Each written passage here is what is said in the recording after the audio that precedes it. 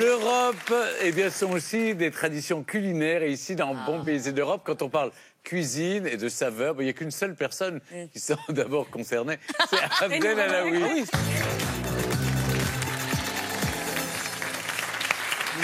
Alors, Abdel, je vous explique. Il voyage en Europe à travers la gastronomie et la cuisine. Alors, c'est le moment de nous faire deviner une recette européenne, Abdel. Voilà, alors je vous fais deviner une recette européenne. On va continuer dans le quiz. Je vous donne 3 indices, les amis. Le premier indice, c'est un plat frit.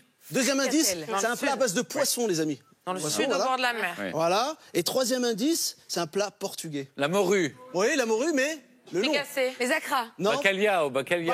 Voilà, bacalhau. Alors, exactement, le nom, c'est Patanisca de Bacalhau. Ok. Alors, moi, j'ai eu de la chance d'aller voir Anne et Antoine, 2 Français qui sont installés au Portugal, pour avoir comme projet d'ouvrir un restaurant. Et ils vont notamment proposer ce bacalhau.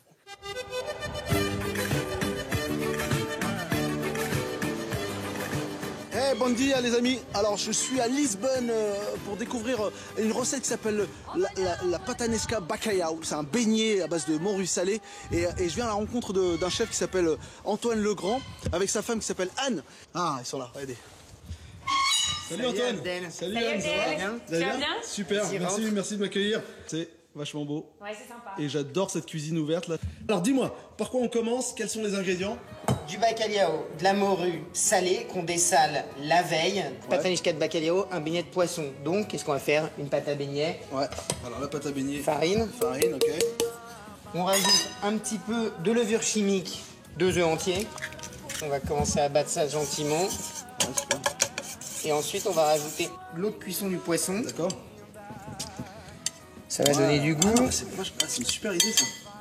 Le but, c'est que la pâte à beignet, elle soit quand même assez dense. Ouais. Voilà, là on est pas mal, tu vois. Là on simplifie la vie, on va mélanger tous les ingrédients. Alors le Portugal a découvert la morue à l'époque des grandes expéditions au XVe siècle, quand on avait besoin de produits non périssables. Depuis, les Portugais en sont les plus gros consommateurs du monde. À l'origine, plat du pauvre, elle est devenue un mets recherché. On dit qu'il existe une recette différente par jour de l'année. C'est énorme. C'est bon, c'est suffisant ça, Antoine, ou pas? Ouais, c'est pas mal là. Pas mal. Donc je la mets dans l'huile, c'est ça? Exactement. Ok, direct, là, voilà. Et après, j'appuie. Et t'appuies, tu vas me faire une jolie galette. Ouais. Voilà. Donc là, c'est suffisant en termes de... Ah ouais, ça me semble pas mal. C'est pas mal. Bon, je laisse cuire. Et Anne qui prépare les assiettes. Je pense qu'on va passer un bon moment, les amis. On va se régaler. Une belle en forme de cœur pour Abdel. Et en forme de dinosaure pour Anne. Voilà. Hop, voilà, simplicité. Hyper bon. Comment on dit c'est bon en portugais? Et muito bon. Muito bon. Et motobon. Et motombo. Bravo. De la croissance. J'ai passé un bon moment. Vous voyez, ils sont accueillants, ils sont généreux, ils sont très gentils. Et vous allez voir, Caroline, donc sous cette cloche, il y a ces fameux. peux l'ouvrir? Allez-y, ouais, allez-y. Voilà, Mais ça ressemble pas du tout. Ça ressemble vraiment à des acras. Voilà, à des acras. C'est fait à la cuillère. Il faut savoir qu'ils ont gagné le premier prix parce qu'il y a un festival autour de la morue qui se tient tous les ans au mois d'août. Et le bacalhau frit a reçu le premier prix l'année dernière. Allez-y goûter, Caroline, dites-moi ce que vous en pensez. Et ça se mange chaud ou froid? Chaud ou froid, les deux. D'accord, donc on va choisir froid aujourd'hui. Faut l'imaginer chaud. Allez, Voilà, et dites-moi. On sent pas du tout l'huile, hein? Ouais. Ah oui. Non, Non, mais c'est croustillant. C'est croustillant? Ouais. Non, je vais Non, vous pas du mentir, tout. c'est pas Ouais, croustillant du ok. tout. Ça va faire juste pouch quand je fais ça. Mon Dieu. Voilà. Est-ce qu'on est sûr? C'est comment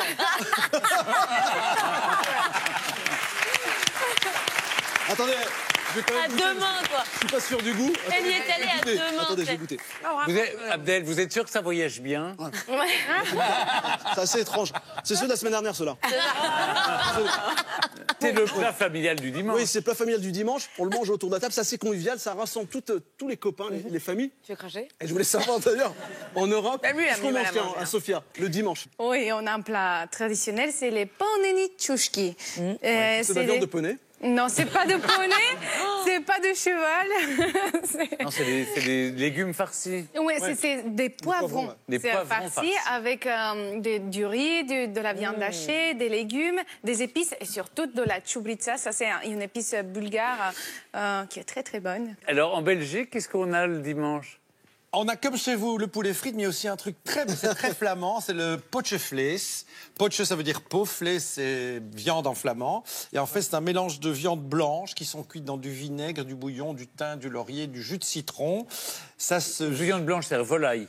Volaille, lapin, du veau, oui aussi, porc, enfin bon. Et tout ça fristouille gentiment. Et puis on met ça dans des bocaux. On ferme, en refroidissant, ça se gélifie, on garde ça au frigo, puis on verse ça sur son assiette le dimanche avec des frites chaudes par-dessus et une bière. Et donc... Une serviette, parce que c'est très bon, mais... c'est très gras. Voilà. Serviette pour Caroline. Alors, on va vous trouver ça. J'ai hésité. Tu veux du savon? On a du savon et de l'eau. Ah oui, très bonne idée. Hop là. Non, mais... Voilà, comme ça. Tu mets des petites trompes dans l'eau. Le savon bulgare répare la morue portugaise. OK. Alors... C'est très bien foutu, cette émission. Vraiment, on sent que vous avez travaillé pour que ça colle bien. Alors, dans quel pays on tire les serviettes? Oui, un éventail, bien sûr. C'est un peu... Oh là là!